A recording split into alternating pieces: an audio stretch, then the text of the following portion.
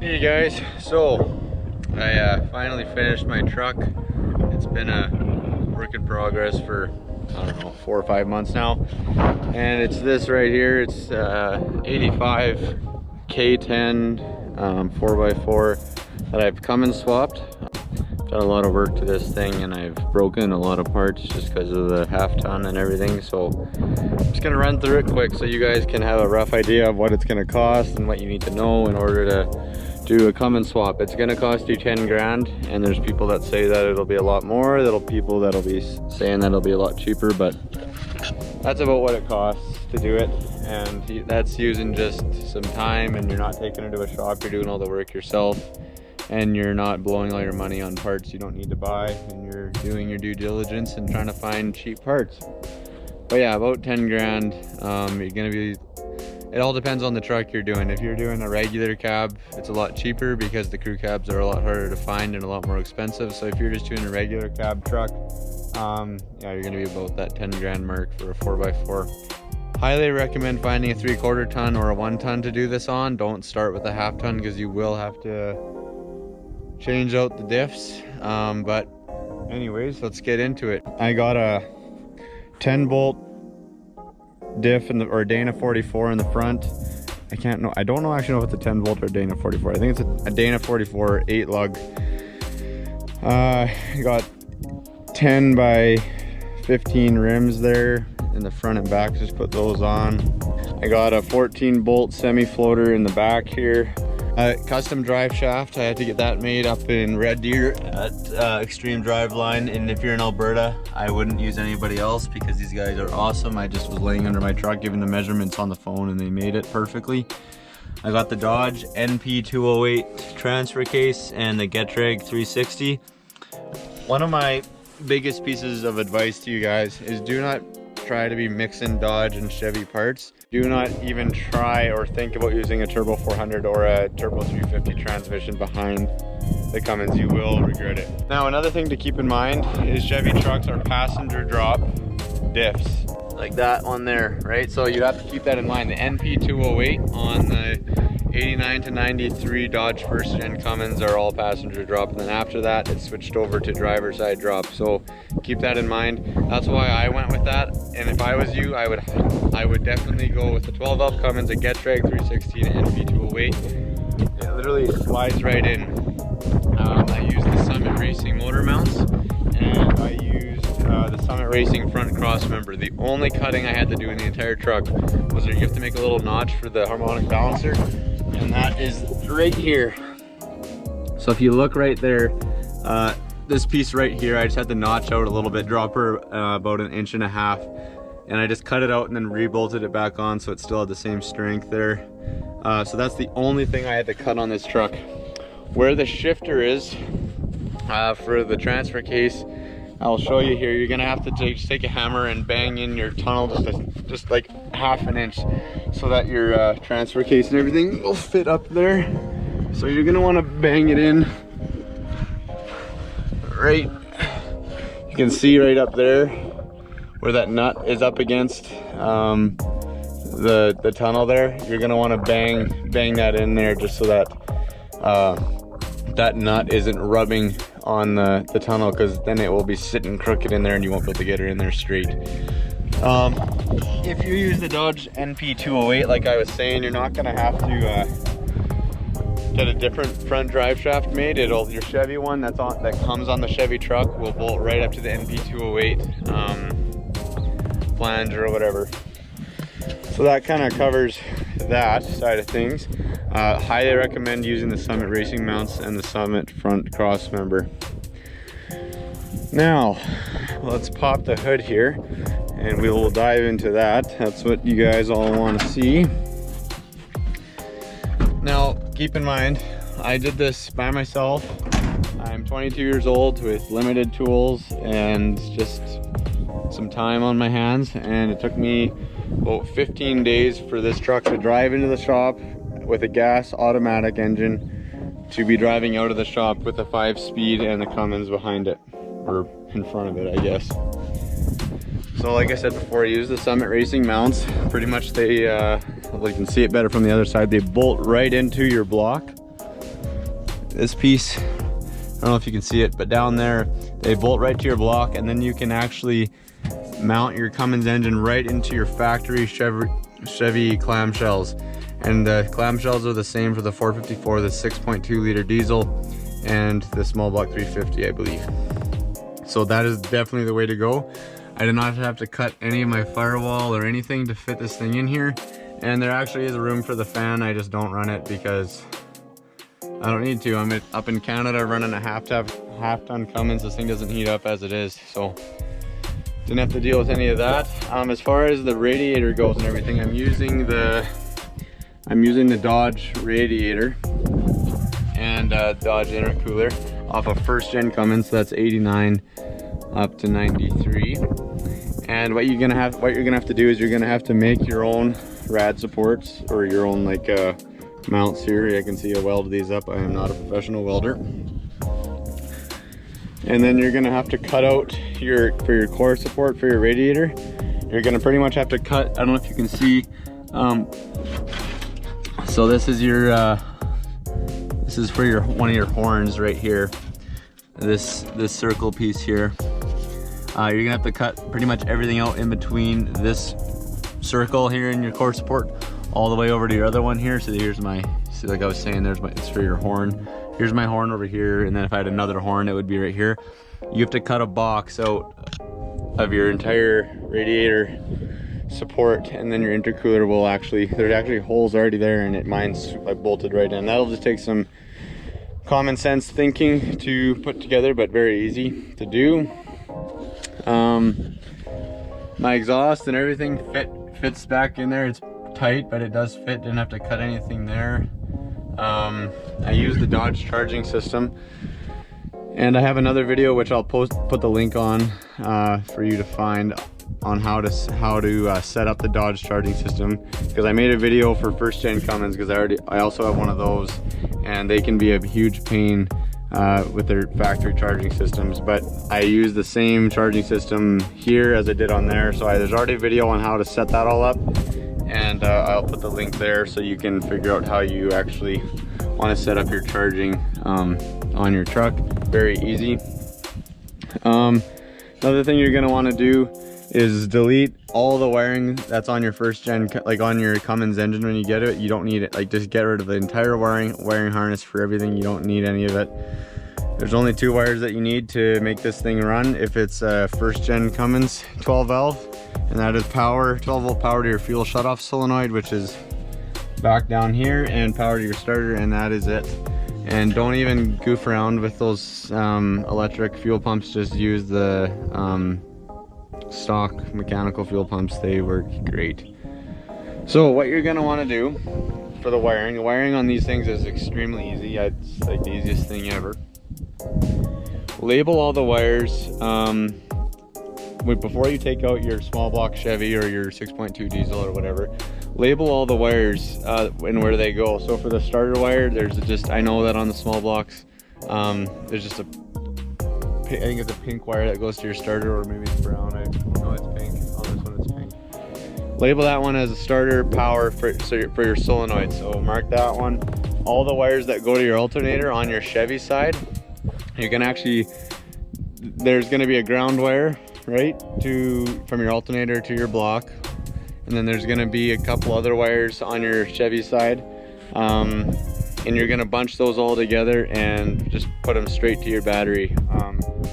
So you can see what I did here. So this right here, this cable right here, I've just bunched all these wires together. These ones actually were connected to my Chevy alternator.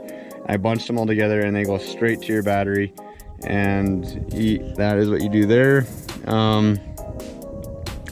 What else are you gonna have to do? Oh boy, you're gonna have to find, so I know it's still a bit of a mess under here, but like I said, the charging system, I have another video on that, so just do what I said in that video and that'll fix all your charging issues. You're gonna have to find these 2 pink wires here, or actually it's 1. So if you look under here, coming out of your firewall on your Chevy side here, there'll be a big thick pink wire. When you turn the key on, that wire will have power. If all the wires that were going to your Chevy alternator are now going straight to your battery on your swap, when you turn the key on, that pink wire will have 12 volts. So what I did is I made a little fuse block. So I have this one big thick pink wire coming to this fuse block here. And then I'm running some other stuff off of here, like some accessories and light bar and whatever. And then also my fuel shut off solenoid. And you want to do that so when you turn, you can actually use the key. So when I turn the key on and off, it all works. And but yeah, if you just kind of label your wires as you go, as you're taking them off of your truck before you rip the 350 out, it'll make your life a lot easier, and then you can just kind of use your intuition and go from there. If you have any questions, just leave a comment on the video and I will try and do my best to help you. What else here? Your Cummins will fit in there if you use the Summit Racing front crossmember mount. I actually used the Chevy trans crossmember here, and I made these blocks here, which I'm gonna have to redo. I didn't do a very good job on that, just to drop her down about 1.5 inches. Yeah, like I said before, custom drive shaft. I got a 4-inch exhaust here. I had to go underneath the crossmember, which I don't really like, but did not fit between the frame and the transfer case. Okay, so the next big thing here is, what am I gonna do about clutch pedal? Well, if I was you, I would not even try and goof around with trying to make your own clutch pedal setup.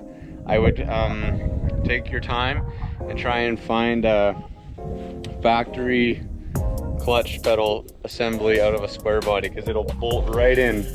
It'll bolt right in under the dash. You just take your old brake pedal out, and then your new one will come with a clutch and brake pedal on the same bracket, and it'll bolt right up in there. Super easy. All these greasy wires aren't doing anything. It was from the previous owner. I still have to clean that all up, so don't worry about that. I put my intake or my grid heater just on this button here, so I just run a solenoid, so when I push this, this sends power straight from the battery to the grid heater. If you have a question about that, leave a comment and I'll explain it better. But yeah, like I said, find a factory GM clutch pedal, and you're gonna have to make a little linkage. I know on, what is it, what's that place called, Rock Auto, they make like a master and slave cylinder setup for the Dodge Getrag 360, which is this right here. You're gonna have to find a way to mount this what is this, the master cylinder, to the firewall here, and then you're gonna have to just make your own way to, when you press the clutch pedal, it pushes a rod and then activates this. So you're gonna have to do some, make a little bracket or do some welding. I had a guy make me a little bracket that is welded into this piece right here, and then I was able to put this on and go from there. This will probably be the trickiest part of the entire swap, is getting the clutch all set up. But if you have any questions, like I said, leave me a comment and I will do my best to help you out. Other thing you're going to want to do is, on the first gen Cummins, so the 89 to 93, the intake horn looks like this, or actually no, sorry, it comes out like this and then down. You're gonna have to either get a second gen intake horn, because they actually come at an angle and then you won't be hitting your brake cylinder here. And but what I did was, as you can see, I'm a cheap guy, and I just turned this, and this actually is in a square piece here, so the bolt holes only line up on 2 holes, so I just used some of the right stuff and bolted her down. I'm not running more than about 15 pounds of boost, so not a big issue there. And as far as the intercooler piping goes, you're gonna have to do some of your own welding and your own kind of fabricating or whatever. You can figure something out. ABS, I don't know. Make that work for that, because this, you will not be able to use the Dodge intercooler lines on the Chevy, just because of the way things are set up with the intercooler and everything. What else do we need to talk about here? Charging system, like I said, is I have a video on that. Now, as far as your gauges go, the speedo cable out of the NP208 is actually the same as the one that's coming out of the Chevy on some transfer cases, on the NP205 I believe, and some other ones.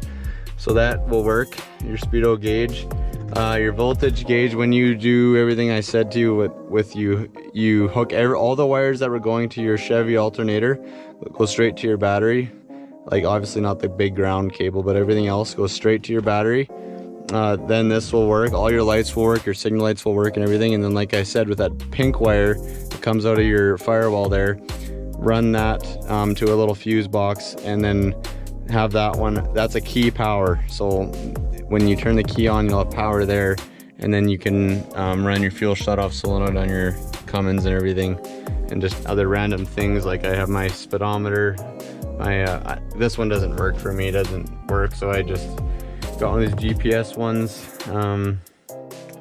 But yeah, then as far as, you're gonna have to cut some holes here. Now on the two-wheel drive one, you're gonna have to cut out your entire tunnel to make the Cummins fit in there if you're doing a two-wheel drive Chevy truck. But if it's a four-wheel drive one, the tunnel's already tall enough, and it doesn't matter if it's an automatic or a standard, it will fit. Like with a 5-speed in there, it will fit if it's a four-wheel drive Chevy truck, and it does not matter if it's automatic or not, it will fit. If it's a two-wheel drive automatic, it will not fit, or if it's a four-wheel drive automatic, well, I guess obviously then you always have your T-case in there. So yeah, anything four-wheel drive will work if you use the Summit mounts. I'm probably not the most, I'm not the greatest explainer of everything, but I'm doing my best. Your steering box, your lines coming off of your power steering pump on your Dodge will bolt, or will go right into your Chevy steering box, which is super nice.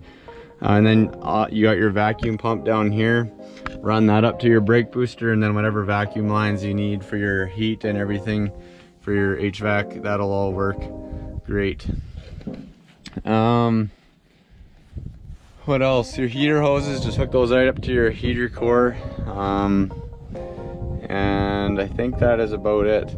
I had to move my windshield washer reservoir over to this side because I am running a big battery in here to crank this thing over. You don't need to do that, I just wanted to do it because I wanted to run a bigger battery. And I think that is about it. And if you have to, let's say you are doing a half ton and you want to do a 3/4 ton diff swap, very easy. If you use a 14 bolt, it'll bolt right in. You can go between 12, 10, and 14 bolt. They'll use the same pattern, they're the same width and everything. And then the front, it's all the same too, I believe. 10 and 12 bolt front ends are the width of the axles, like where the plates are that mount onto your leaf springs, they're all the same. So that is about it. Here's my truck, and I have roughly about 10 grand into it now. I bought the truck here for 2,800 bucks, and then the rest is just other stuff. Like the engine was 3 grand, the transmission and everything, I think that was about 2,200 bucks, and the transfer case, and then just axles and all the little stuff that you're gonna need. I know I didn't cover everything, you're gonna have to kind of figure some stuff out on your own, but like I said, if you have any questions, leave a comment and I'll get to it eventually, and we'll help you out. I'll even give you a call if you shoot me your number or whatever, and we can figure it out. But let me know if there's anything else you need to know, and we'll go from there. Hope you guys have a great day, and I will start the truck so you can hear it, and also I love hearing it, so that's why I'm starting it. So let me set this up over here. And when you start it for the first time and take it for a drive, it'll all be worth it. You won't even care how much it costs. That I will promise.